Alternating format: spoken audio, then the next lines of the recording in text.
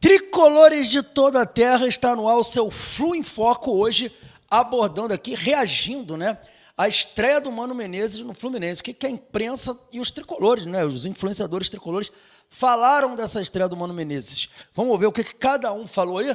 Só que antes de tudo, aquele pedidozinho básico que eu faço a vocês, para vocês se inscreverem no canal, tá aqui, ó, se inscrever no canal, ativar o sininho das notificações, deixar o like, que é muito importante. Se puder seguir a gente também no Instagram, ser membro, todo esse pacote importante aí, dá essa moral pra gente. É muito importante essa ação, né? Vocês fazerem isso daí. Fazendo isso, vocês ajudam muito o crescimento do canal. Mas vamos lá pro nosso Flu em Foco de hoje.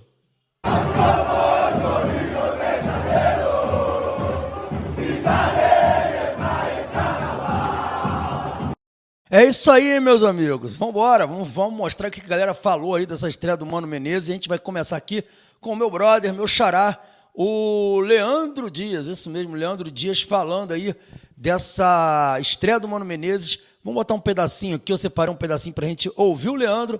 O Leandro que é um cara que saca pra caramba. E vamos lá, vamos reagir aqui ao que o Leandro Dias falou dessa estreia do Mano Menezes no Fluminense. Vamos embora. Esse foi o que de melhor ou pior aconteceu de Fluminense 1 Internacional 1. O que eu achei do Fluminense hoje, pessoal? Aguinha de lei. Isso aí, Leandrão. Aguinha é importante. Tem que beber água. Eu, às vezes, esqueço de beber água. Foi um bom primeiro tempo no Fluminense. Melhor do que, sei lá, os últimos 15, talvez. Foi um Fluminense mais competitivo, mais bem distribuído em campo.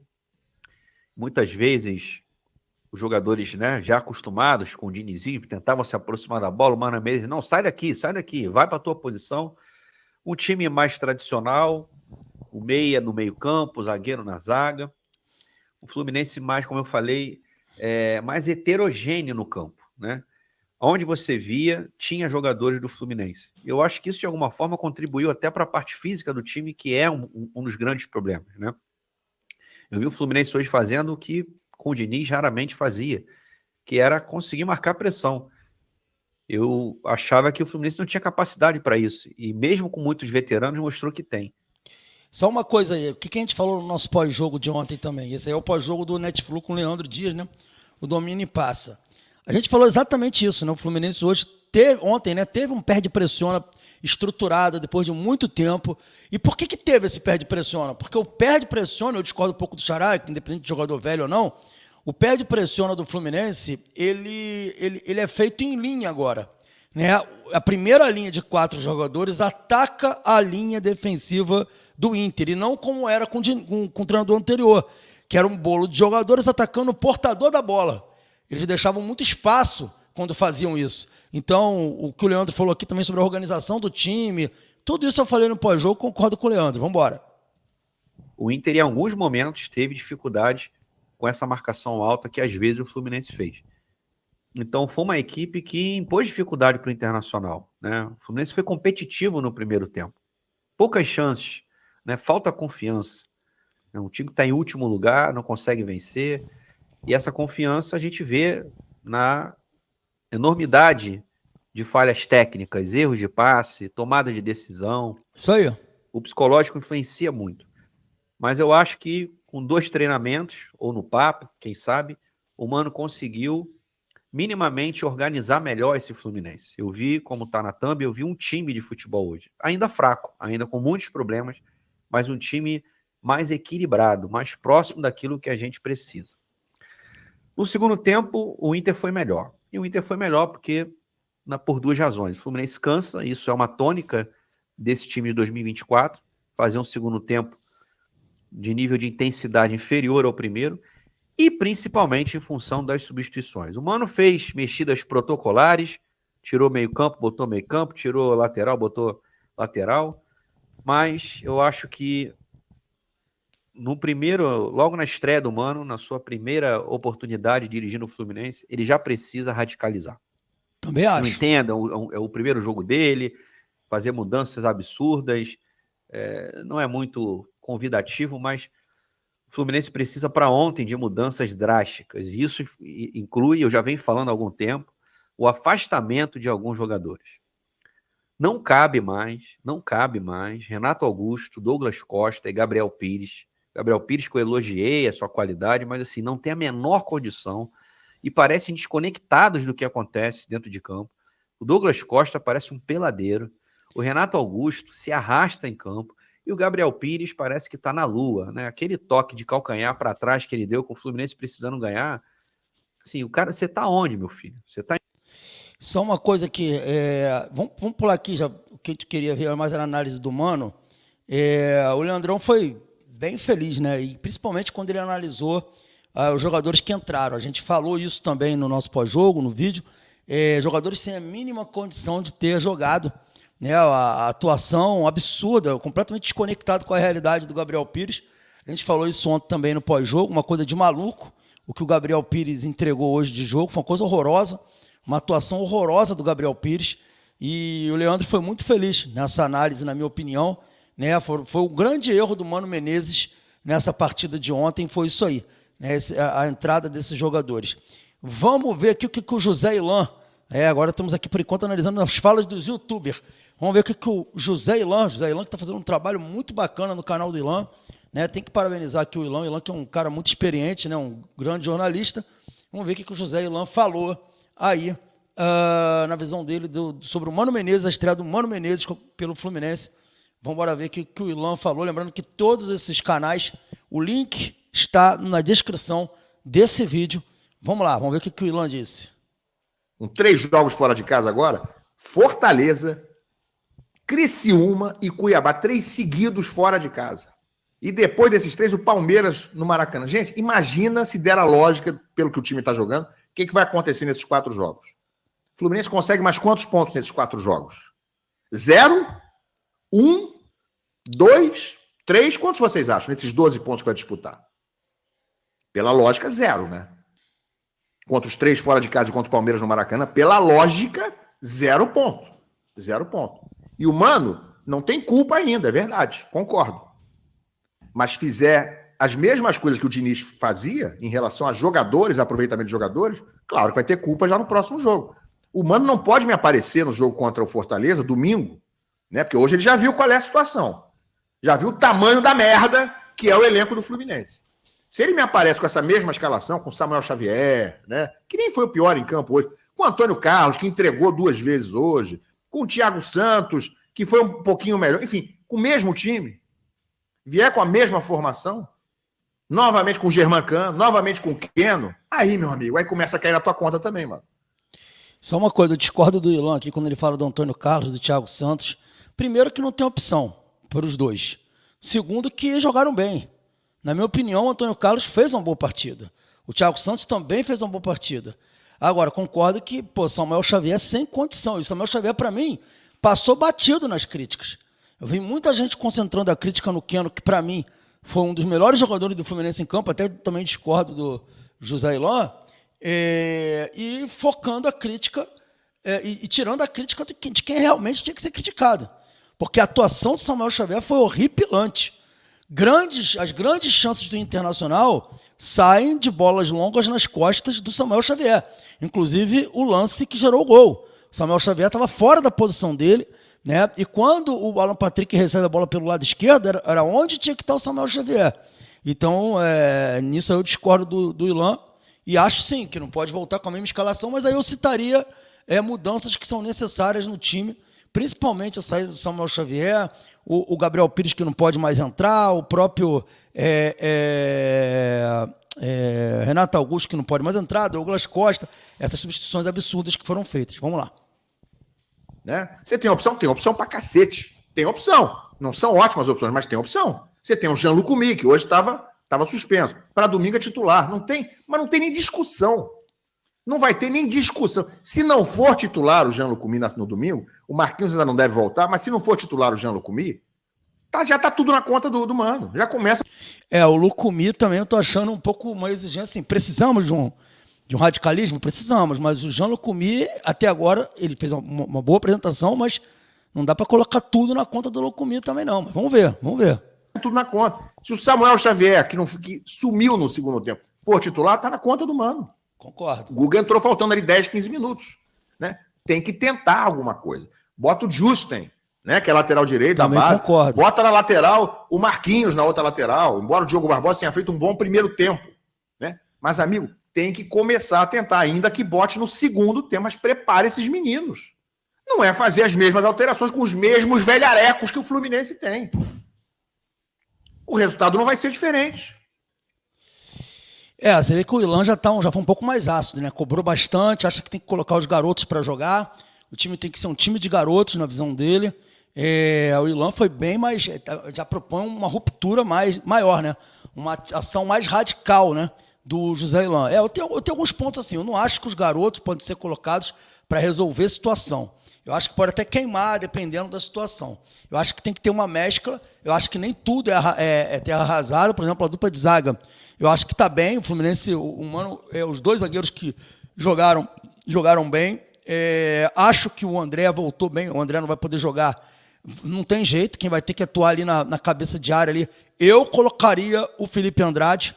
Acho que o Felipe Andrade tem que jogar. Se o Felipe Andrade não jogar, realmente optar por Gabriel Pires é um grande erro do Mano. E aí eu dou razão, sim, ao Ilan, as críticas do Ilan. O Lucumir, ele não pode ser o cara para resolver, mas também acho que começaria com ele, porque a gente, pelo lado direito a gente ficou sem opção. A gente só tinha o Keno no lado esquerdo, a gente não tinha opção pelo lado direito. Então eu utilizaria o Lucumir pelo lado direito. Tá? Enfim, algumas coisas eu concordo, outras nem tanto, mas vamos embora. Vamos ver aqui o que a imprensa, o pessoal da ESPN também falou aí dessa estreia do Mano Menezes no Fluminense. Vamos ver o que o pessoal da ESPN falou. Vamos um pedacinho aqui da fala da galera da ESPN.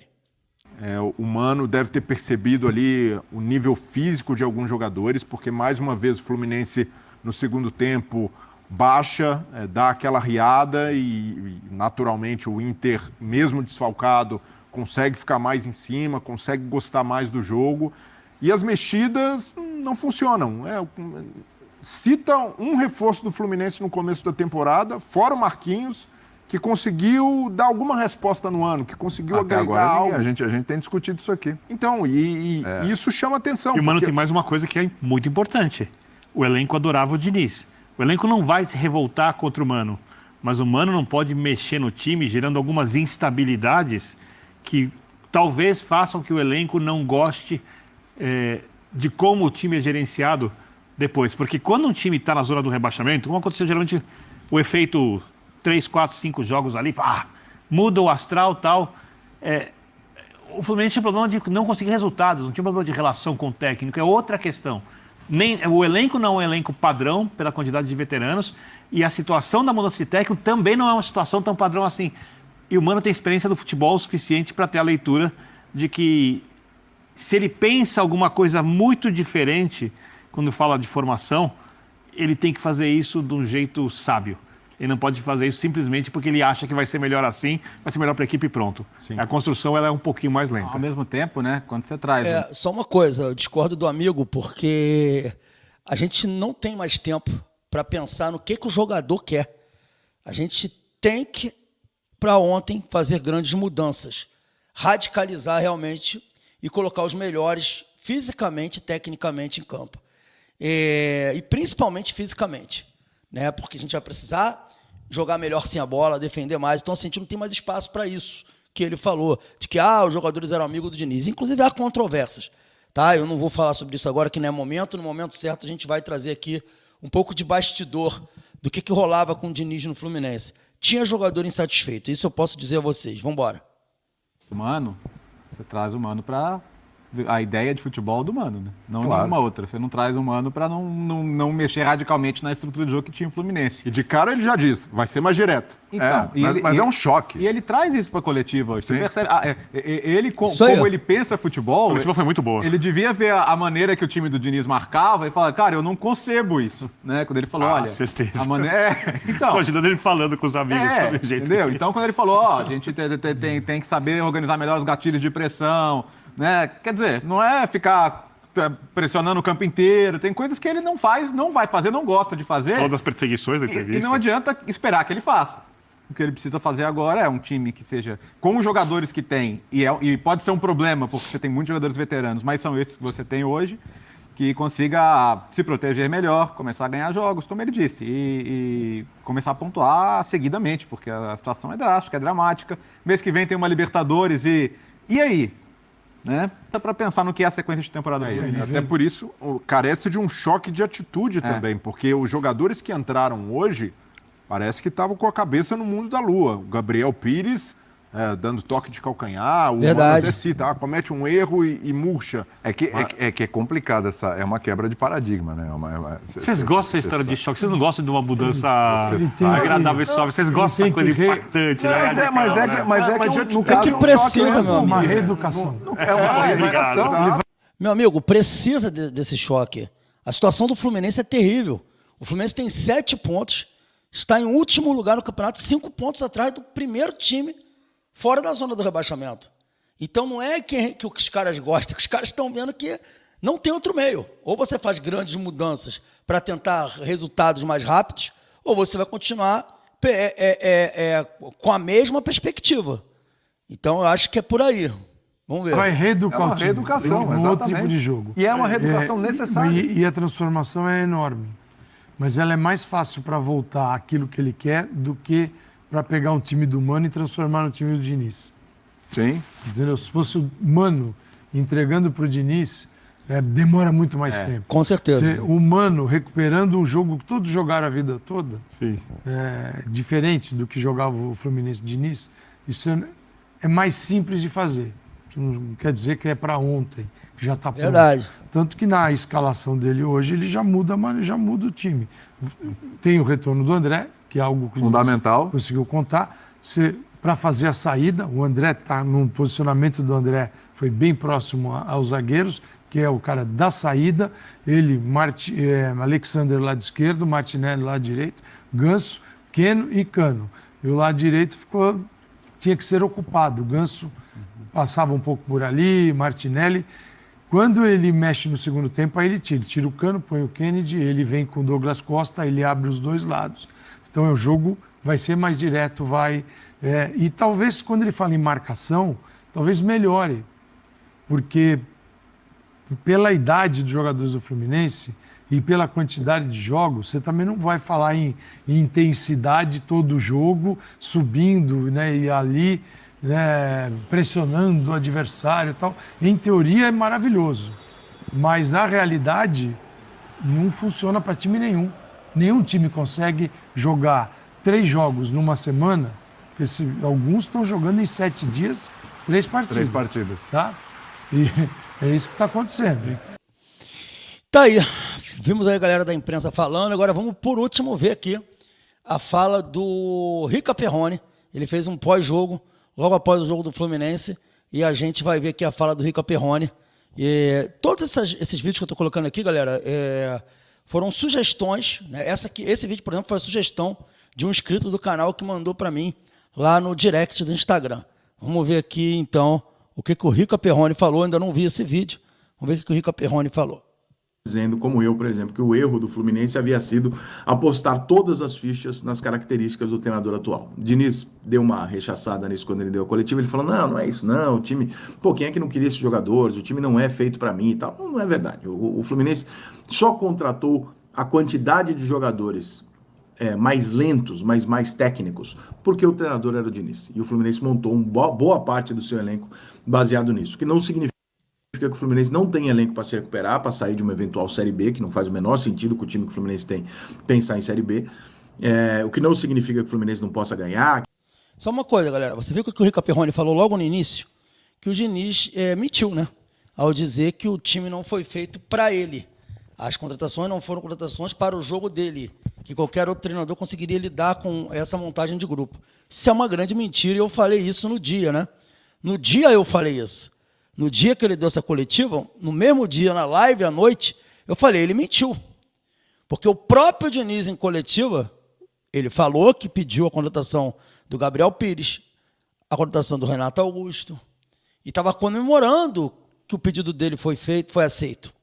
Então, o que falou o Rica Perrone é verdade. O treinador anterior mentiu.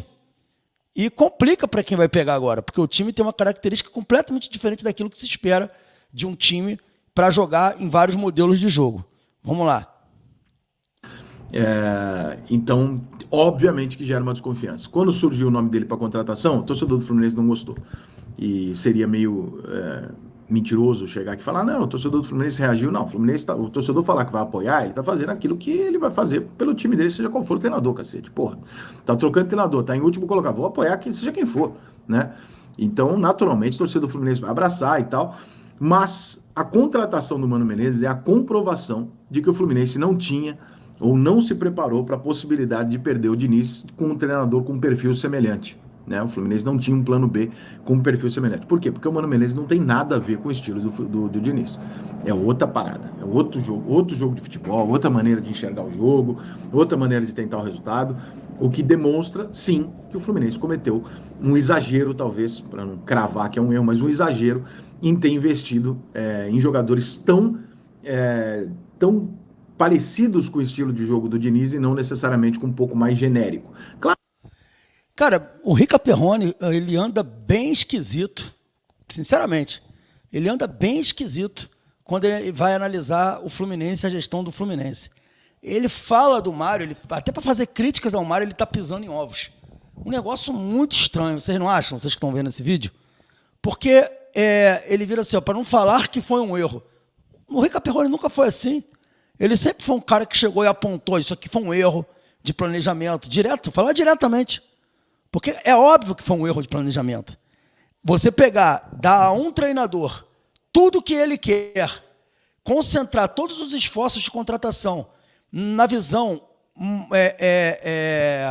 monolítica de um treinador, e você sabe que ele só tem aquela forma de jogar, e ele pede jogadores que são completamente avessos à realidade do futebol e do mercado que se quer para você fazer um jogo alternativo. Você não cobra dele um jogo alternativo, você vê que o modelo dele, de certa forma, já vinha sendo combalido desde o ano passado, e você dá tudo na mão do cara e fala assim, ó, o Fluminense é seu praticamente, e aí isso não é um erro de planejamento? Não se questiona os pedidos de contratação, por exemplo, do Felipe Alves, que hoje nem terceiro reserva do Fluminense é mais, o Mano Menezes colocou ele como quarto reserva, e deve ser afastado, inclusive. Entendeu? Então, assim, o Gabriel Pires, que teve várias contusões no Botafogo no ano passado, eu falei sobre isso aqui, quando ele foi contratado. Então, assim, muito estranho essa forma como o Rica tem pisado em ovos. A última vez que ele foi falar do Fluminense, ele fez elogios efusivos ao Mário, criticou a oposição que não existe, disse que a oposição ligou para ele, uma coisa assim bizarra, mas vamos lá. Claro que o Keno, o Arias vão funcionar com qualquer treinador, que o Germancano vai funcionar com qualquer treinador. Tem vários jogadores ali, o Thiago Silva, qualquer desses caras vai funcionar com qualquer técnico, mas você ter Ganso, Renato Augusto, Douglas Costa, Marcelo, Felipe Melo, Thiago Santos, que é um jogador que provavelmente outro treinador não teria contratado, ainda mais o Diniz, que teve a capacidade de enxergar nele a possibilidade dele ser um zagueiro, porque lá no Grêmio ele estava muito mal como volante. Então, são características de treinadores que partem do princípio que vai ter a posse de bola. E a posse de bola, assim, de 80%, 70%. Por quê? Para que esses jogadores não tenham que ficar dando pique. Porque se eles tiverem que ficar dando pique, vai tomar gol no final. Como vocês estão vendo acontecer. Porque não dá para dar. Não dá. Então, aí entra uma coisa que eu sempre critiquei nessa posse de bola do Diniz. Os times do Fernando Diniz, eles não são ofensivos. Isso é um engano. Os times do Fernando Diniz, eles somente querem ter a posse para tentar controlar o jogo. Essa que é a ideia. Mas não são ofensivos. Vamos lá. Para ficar correndo atrás da bola o jogo inteiro. Então, é uma posse de bola com um time ofensivo que vai ter a posse de bola trocando ali na frente até encontrar o gol. Quando você muda essa característica, o Mano Menezes é um treinador um pouco mais reativo. Eu não acho que ele seja retranqueiro, como algumas pessoas falam, não. Mas ele é um cara razoavelmente teimoso, ele acredita pra cacete naquilo que ele acredita e vai até o final, que é uma coisa que eu não sou contra, não. Eu admiro pessoas teimosas, mas não tem nada a ver com o Diniz. Então, obviamente que a crítica feita pelas pessoas que falaram, pô, vocês estão montando um time pro Diniz, que amanhã ou depois vocês não vão achar algo parecido, ela é razoavelmente justa, porque agora você olha e fala, pô, contratou-se um treinador completamente diferente do Diniz. Significa que não tinha um outro disponível que você pudesse manter um padrão ou fazer o uso daquele elenco que você montou dentro daquelas condições. Então, né, entende-se assim. Claro, o Mano Menezes é um cara que chega e costuma arrumar a defesa, que eu acho que é o que o Fluminense está entendendo como 0-1, porque na verdade todo time que tem que sair de uma situação difícil, ele tem que arrumar a defesa e depois ele arruma o resto. Primeiro é sempre a defesa. Pode ser que sim, mas quanto tempo será que o Mano vai demorar para conseguir encaixar uma filosofia de jogo ou fazer as alterações necessárias para o Fluminense voltar a render ofensivamente? Será que esse time do Fluminense renderia contra-atacando? Será que o Ganso é o mesmo jogador no estilo de jogo onde você espera um pouco mais o adversário atrás algumas vezes, onde você não tenha tanta posse de bola, onde você tem que acelerar uma jogada de contra-ataque? Acelerar, Perfeito. você tem o Keno e o Arias, o John Kennedy você consegue, mas e para a bola chegar ali, né? O Ganso vai vir jogar quase que de volante, entre aspas, né? Então, Quando ele fala da questão de acelerar, aí que está a questão. A gente precisa de transição rápida. E a gente não vai ter como ter transição rápida com o Ganso e com o Martinelli, que são dois jogadores que, por natureza, cadenciam muito o jogo. O Martinelli, ele pode ser até moldado a isso, mas o Martinelli foi o jogador que, na minha opinião, está mais sentindo a mudança. Porque o Martinelli, ele está com vários vícios do modelo de jogo do Fernando Diniz. Vários vícios. Na partida de ontem, você viu o Martinelli com a bola, campo livre para ele atacar, ele não atacava o campo. Ele pegava a bola e recuava, pegava a bola e tocava para o lado. O Ganso, ele também. O Ganso, ele não tem característica de pegar a bola e partir para cima da linha defensiva, tentar um drible, atacar espaço, dar um passe, atacar espaço. Não é do Ganso. Eu acho que o Fluminense precisa contratar um volante, um meia de transição rápida, para ontem. Ou colocar o Arias ali, caso o Arias não seja vendido. Enfim, galera, está aí a nossa reação, né, a fala da galera aí. O que vocês acharam aí? Comenta aí embaixo, dá a opinião de vocês. Reajam também a essas falas e a gente continua trocando ideia aqui no chat. Beleza? Manda esse vídeo para quem quiser vir aqui trocar ideia também. E é isso aí. Saudações tricolores, galera. Fiquem com Deus. Domingo, logo após o jogo, tem o nosso pós-jogo aqui. E eu vou aguardar vocês aqui, beleza? Um abraço aí. Se inscreva no canal, deixe seu like e ajude o resenha. Valeu!